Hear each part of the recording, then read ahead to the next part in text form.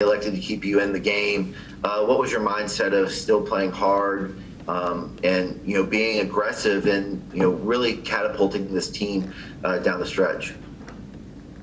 Yeah, well, I think it just comes down to how we prepare every day, as far as our post defense, being able to be physical but legal. And so I think at the end of it, it was just a matter of continuing doing what I was doing and just hoping and betting on the fact that they're not gonna keep bringing it up. So.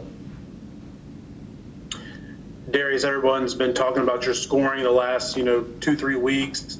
But you were held scoreless in the first half, and I think they were doubling you a lot. And I'll have to go look it up, but I believe you had a career high with 9 assists. I mean, is that just you were trying to take what the defense gave you and not necessarily force your shots? For sure. I think when you go into games, you really can't focus on one stat in particular. You just got to do whatever it takes to help your team win the game. So, to me, it really doesn't come to my mind if I've scored or not. It's just, have I made the best decision?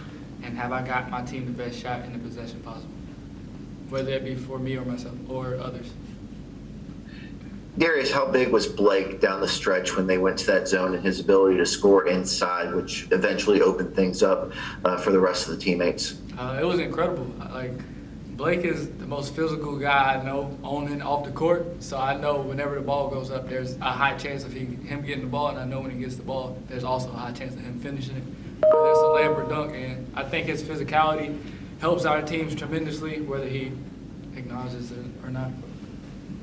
Did you see a little bit of Scotty James in him down the stretch with, what he did cleaning up rebounds and, scoring and limiting what DRR was able to do? There are some similarities, but I ain't going to get into that because I'm pretty sure them two, if it came down to it, they'll get into a little wrestling match or something just because they're like two brothers, so I ain't going to say too much, but there's definitely some similarities. Darius, you're now 8-0 in conference. I know it's not a personal game, but you're 8-0 in conference tournament games in your career at Liberty. What do you give that success to for this team?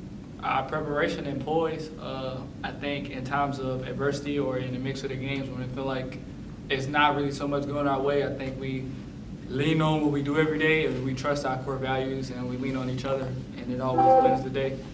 So I say it's hats off to that. As a team, you guys are going to your 4th straight conference title game, 3rd for you guys since you've been at Liberty. What's that mean for you guys, and what's going to be the mindset going into Sunday, trying to earn the program's 3rd straight NCAA tournament berth? I'd say for us, at the end of the day, whenever you're deciding on what type of school you want to go to, you want to win. If you're a competitor, you want to win, and so I think that's huge. And I mean, not that we needed it, but it's a validation again to just Coach McGhee and the program that he's built and the way that we've just been able to consistently succeed. So. And also, when you come into the program and you have all these vets and they push you through those tough times and you can go to them for advice. So you always want to make sure they go out with a bang and you do everything that you can to make sure that they go out on the right note. We got time for one more. How closely are you guys watching tonight's North Alabama FGCU game, especially since you guys haven't played FGCU this year? Our coaches will do a great job of preparing us for it, whatever it looks like. I mean, we'll have the game on for sure, watching it, but our coaches have done a great job all year preparing us, and expect the same. I definitely agree.